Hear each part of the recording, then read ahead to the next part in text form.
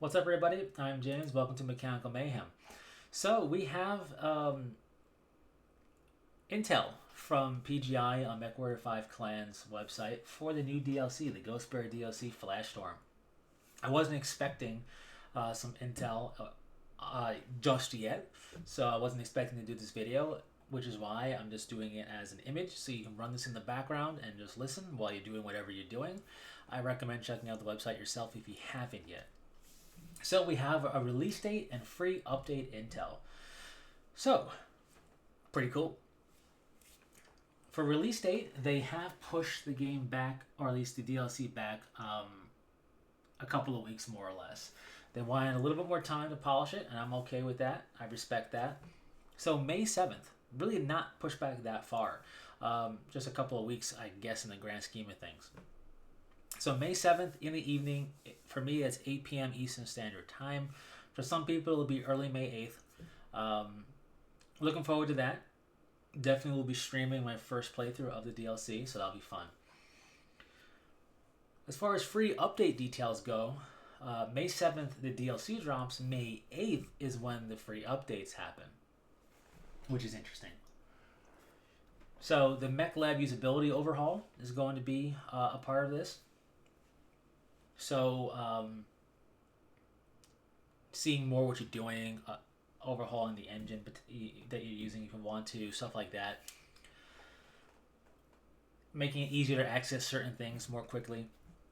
It just generally sounds like a great Mech Lab update. It should make it easier to get involved in customizing your mechs and easier to tell exactly what you're doing, which is pretty cool too. So that'll be pretty cool to see. So they're doing a progression and balance pass.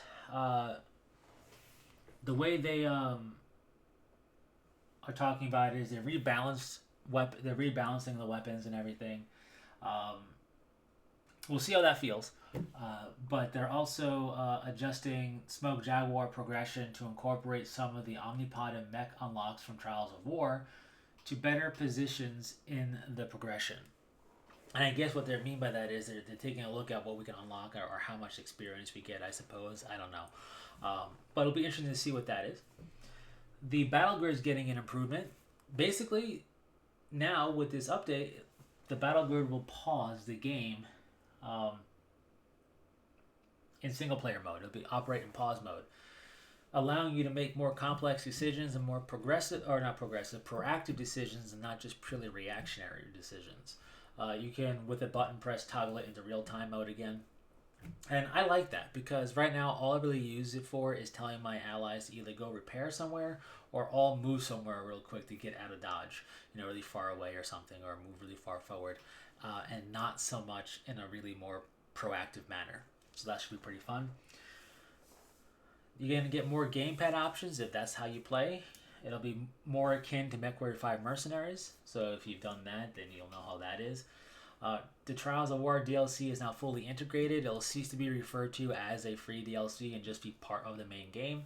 And with that is coming 2 new Horde mode maps, which is really cool. Starport and Townships. People have been wanting more maps, so 2 more is coming is better than none coming. That's really cool. Option for friendly fire, specifically your friendly fire, because when allies shoot you, AI allies shoot you, there's no damage. But if you shoot AI allies, you damage them. Well, you can turn that off, which can be really good if you're experiencing a lot of AI movement woes, because they love to move in front of you when you're about to shoot with a really strong salvo. So that's always good. Of course, performance and stability fixes and graphical options, things like that, optimizations, as you'd expect for updates. They're updating comm portraits, so now they're going to have fully animated faces instead of just helmets.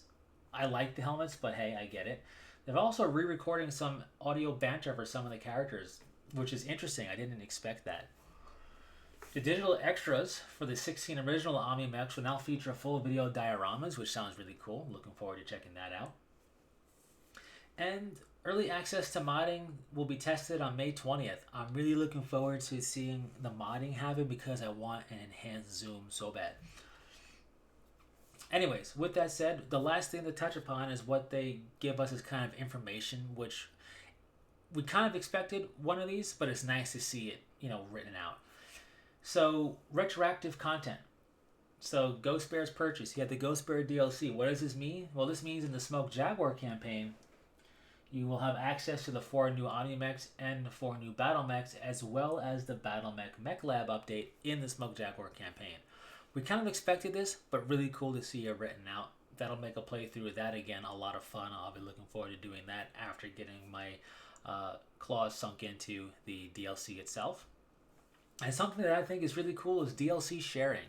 For co-op, all co-op players will be able to access all DLC owned by the hosts, so everyone gets to play.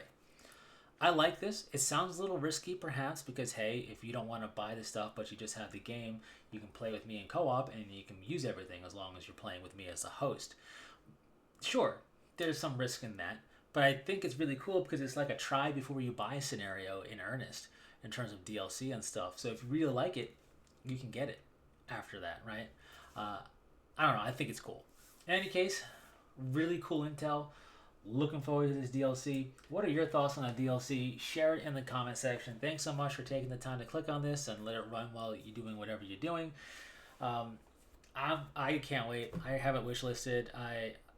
I just like Mechwarrior as a title, and I'm looking forward to more clan content. I like how they call it the Smoke Jaguar campaign, and then this is going to be the Ghost Bears campaign. So I'm wondering how long this campaign is actually going to be. In any case, I don't expect it to be as long as the Smoke Jaguar one, because that was a great length. But I do suspect this would be a nice, respectable length. I'm hoping so. The longer, the better, always. Anyways, that's all I got for you on this one. So share your thoughts, hit that subscribe button, and until next time, take care.